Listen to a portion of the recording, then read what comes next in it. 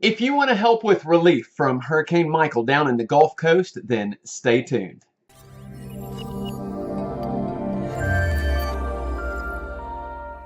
So as you can guess, communications down with the Gulf Coast have been a little bit challenging and hampered what with all the communication lines and infrastructure and cell phone towers being knocked out by Hurricane Michael. But we have gotten some communications back from Port St. Joe area, which is east of Mexico Beach, and Panama City, in particular Palo Alto Church of Christ, which is west of Mexico Beach. Anyway, this is the area that the storm damage seems the worst. And tomorrow morning at 4:30 a.m., Caleb Cravens and I are driving a van down toward the Port St. Joe area. We're attempting to get there. There's still a couple of counties we might not be able to get through because of trees down over the roadways. But we're heading down to that area, and we're going to be carrying supplies. We've got our church van and our church trailer ready, and we're going to load it up with supplies.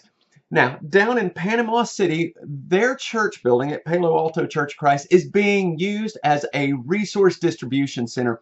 And there they are giving out, let me check my notes real quick. There they are currently giving out all throughout the day food, water, baby supplies, hygiene items, and cleaning products.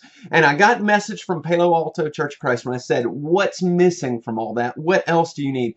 They said some of the biggest unmet needs are coming in the large blue plastic tarps, requests for those, and for cash donations for gasoline. As you can imagine, if your gasoline pumps can't communicate with credit card companies, if that infrastructure and that networking system is down, then it's hard for you to get gas. And so the cash donations for people to get gas to power their vehicles, to power their generators, to run their chainsaws, that is at a high premium in the Gulf. So the two things that they're looking for that are the current unmet needs are cash donations for gas and the large blue tarps. And you can imagine that those large blue tarps are very useful.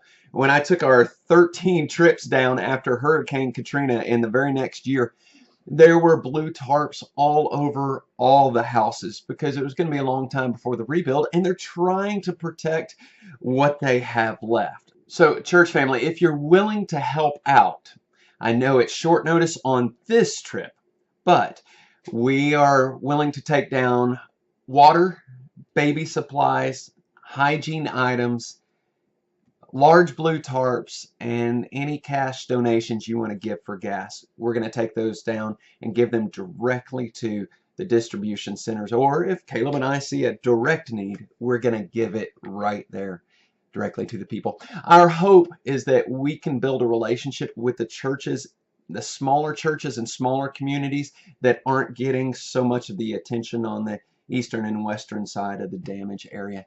So if you want to help in later trips, then that opportunity is going to be there, and we're going to know the need even more as it changes and grows as time goes on for our Florida Panhandle to rebuild and repair. I want you to remember 1 John 4:19. It simply says, we love because he first loved us. And that's why we do it all. We hope you have a blessed day as you continue to tell God's story, show God's love, and be God's family. Central Church of Christ, remember, always keep Christ central.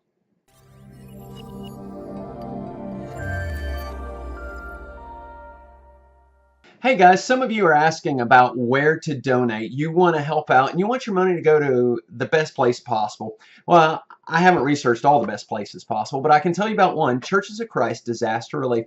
That's a place in Nashville, Tennessee, central base location that I helped out with for many years when I lived in Nashville. And we would take our youth group there to go serve and help pack massive amounts of boxes with disaster relief supplies, some set up for hurricanes, some set up for tornadoes, some set up for floods. And so we would get hundreds of those boxes, maybe thousands of those boxes on tractor trailers. And then I was blessed to be able to go down and deliver some in a few different locations like Mobile, Alabama after Hurricane Katrina. And it was really neat, touched my heart the amount of compassion that this organization had for its neighbors. And then in 2013, right before my third son was born, my wife is 8 months pregnant, and we get those tornado sirens in our town in southern Indiana, Washington, Indiana.